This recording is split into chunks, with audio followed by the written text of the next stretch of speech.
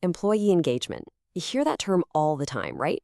But what does it actually mean? Beyond the buzzwords and the free snacks in the break room. Well, in this explainer, we're going to cut right through all that noise. We'll explore how real, genuine engagement isn't just some nice to have. It's actually a powerful tool for building a workplace that's not just productive, but thriving and psychologically safe, especially right here in Australia. All right, let's get into it. So, I want you to really think about this for a second. When you look around your office, does your team seem energized, like they have a real sense of purpose? Or are they just going through the motions, counting down the hours? The answer to that question, well, it really gets to the heart of what we're talking about today. Because the gap between thriving and just surviving, that's all about culture and psychological safety. You see, at the core of this whole thing is a concept that Australian workplaces are now legally required to deal with: psychosocial hazards. Now, this isn't about slipping on a wet floor anymore. We're talking about the parts of work that can seriously impact our mental and emotional health. And what's really important is that employers in Australia now have a positive duty to manage these risks. That means you have to be proactive. You can't just wait for something to go wrong. You have to actively work to prevent that harm from ever happening in the first place. So, what do these hazards actually look like in real life? Well, honestly, they're probably more familiar than you think. Things like a big organizational change that's handled badly. That creates a ton of stress. Or constant conflict between people, bullying, harassment, or even that feeling of having zero control over your own job. These are all major risks that can absolutely poison a work environment. Okay, so how in the world do we start to tackle these massive risks? I can tell you the answer isn't a bigger budget for snacks or a new ping pong table. Look, those things are fine, but they don't build psychological safety. The real solution, the thing that actually works, is understanding and building genuine employee engagement. And this is such a critical distinction to make. We have to separate satisfaction from engagement. Satisfaction is usually passive. The company gives you something, a perk, and you feel happy about it. It's a one-way street.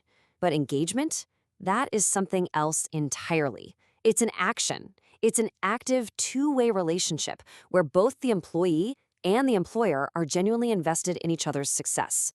This quote from the Institute of Employment Studies just nails it. Engagement has to be developed and nurtured. It's not a box you can just tick off a list.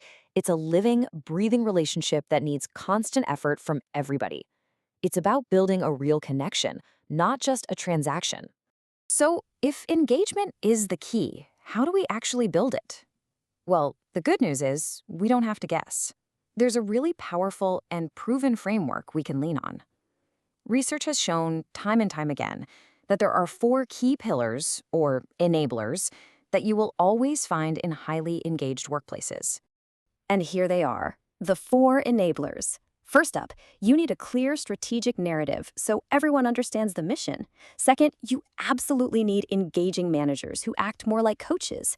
Third, a powerful employee voice so people feel seen and heard. And finally, number 4 is organizational integrity, making sure you walk the talk. Honestly, think of these like the 4 legs of a table. If one is missing or wobbly, the whole thing falls over. You need all 4. Let's dig into that first one, the strategic narrative. This is so much more than a mission statement printed on a poster. It's the living story of your company, where you've come from, where you are now, and most importantly, where you're headed. A really good narrative lets every single employee see how their day-to-day work connects to that bigger vision. It gives them a real sense of purpose. Okay, so that's the big picture story. But what does engagement feel like day to day? Well, that brings us right to our second enabler, which is all about the one person who has the biggest impact on an employee's life at work, their manager. I love this quote because it is just so incredibly true. For most of us, our direct manager is the company. How they act, how they communicate, how they support us, that basically shapes our entire reality at work. It makes this enabler absolutely critical to get right. So what does an engaging manager actually do? Well, they coach and empower their people. They don't command and control them. They make sure their team has clarity. They treat people like individuals. They value what everyone brings to the table. And they genuinely care about their development. They're all about creating an environment built on trust and respect. And that right there is the foundation of psychological safety. All right, on to our third enabler, employee voice. This one is all about making sure people don't just feel like another cog in a giant machine. It means creating real, actual channels where employees feel safe enough to speak up. confident that they'll be listened to, and can see their ideas and feedback actually make a difference.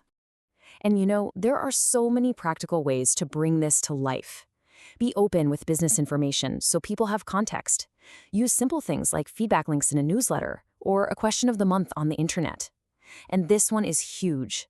Train your managers on how to actively ask for feedback and how to handle it gracefully when they get it.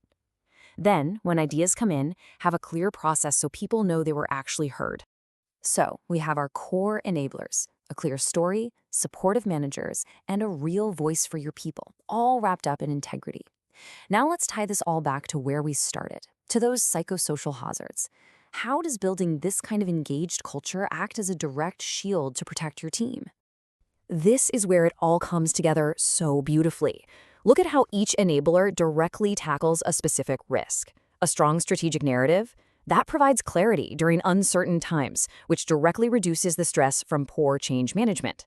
Engaging managers, they build respectful teams, which cuts down on conflict. Employee voice, well, that directly fights back against that feeling of low job control by giving people a say. And finally, integrity. This means the values on the wall are the values you see in action, every day. That trust and consistency create a culture where things like bullying and harassment just can't find room to grow. So when you actually weave these 4 enablers into the very fabric of your organization, the result is, well, it's profound. You stop just trying to manage risk or simply survive. You start creating the conditions for a workplace that can genuinely flourish. And the benefits here are just so clear. You're maximizing the well-being of your people. They show up more motivated, they're more productive, and they're way more likely to stick around. You create that deep sense of purpose and belonging we're all looking for in our work.